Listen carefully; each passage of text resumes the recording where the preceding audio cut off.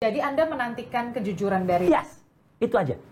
Hanya kejujuran yang kita. Dan kalau misalnya Gibran, misalnya nih, tentu Mas Pange nggak sepakat. Ya, ada sebagai pendukungnya Gibran nggak sepakat. Mundurlah Gibran. Dengan mundur, dengan menyatakan, ya ini maaf ya, ini mungkin bukan salah saya dulu. Dulu tim sukses saya itu yang membuat aturan ini. Dan itu diakui oleh Bil Fakih, ya, Taufik Bil Fakih, pemilik kanal Bang Bil Offside. Gibran memang nggak punya ijazah SMA karena dia mengatakan sistem pendidikannya beda. Masalahnya syarat untuk masuk menjadi presiden dan wakil presiden punya ijazah SMA. Jadi yang Anda inginkan adalah Gibran. Kalau beliau mundur, mengakui, membereskan ini, Pak Presiden, kemudian juga membereskan ini bersama-sama dengan Gibran mungkin menjadi special envoy untuk pendidikan Indonesia. Beliau nyalon lagi 2029. Insya Allah tanpa perlumbaan pasti pemilihnya banyak banget karena jujur.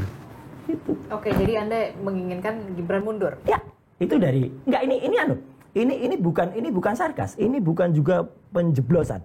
Ini adalah saran yang paling benar daripada nanti ini akan dikejar terus. Nanti akan banyak, Mas.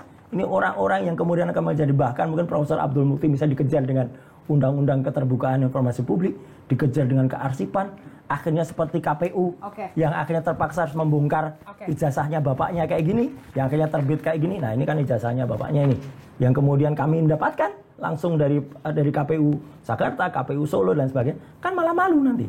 Gitu lah. Bagaimana seorang Roy Suryo menginginkan Gibran mundur dan jujur saja dan segala macam yang tadi sudah disebutkan oleh... Belum tentu salah Gibran loh Mas. Ini. Gimana Mas Pange? Tentu kan ini adalah sebuah saran atau rekomendasi yang kurang tepat menurut kami, Mbak. Bagaimana mungkin seseorang yang sudah terpilih secara konstitusional melewati fase-fase pemilihan yang demokratis gitu ya. Akhirnya di tengah jalan tiba-tiba secara mendadak diminta untuk mundur tanpa dasar yang clear.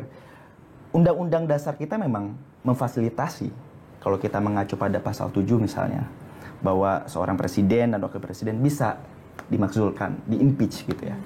Tapi kan semua harus punya dasar atau fakta yang jelas.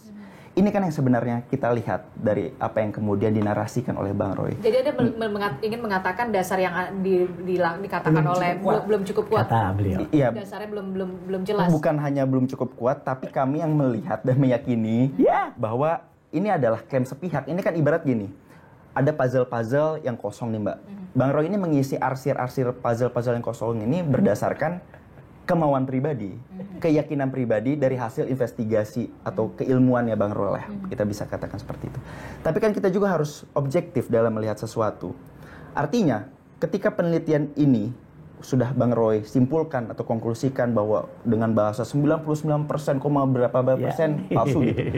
Ini kan pernyataan sepihak Mbak. Kalau gini, apakah kesimpulan dari penelitian Bang Roy ini harus menjadi dasar untuk dimakzulkan? Ini menurut saya sesat. Kalau itu dijadikan dasar pemakzulan.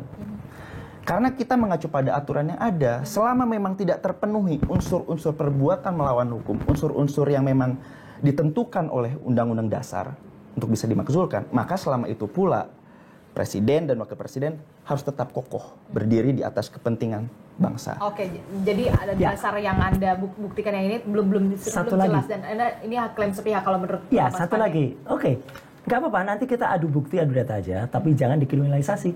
Seperti yang kasus terjadi pada saya lagi menerbitkan buku ilmiah ijazahnya Jokowi dengan Jokowi's Paper, tiba-tiba dikenakan status TSK. Nggak apa-apa sekali lagi, baru TSK. Belum terdakwa, belum terpidana. Yang terpidana aja lari-lari kayak Silver Sematutina kan.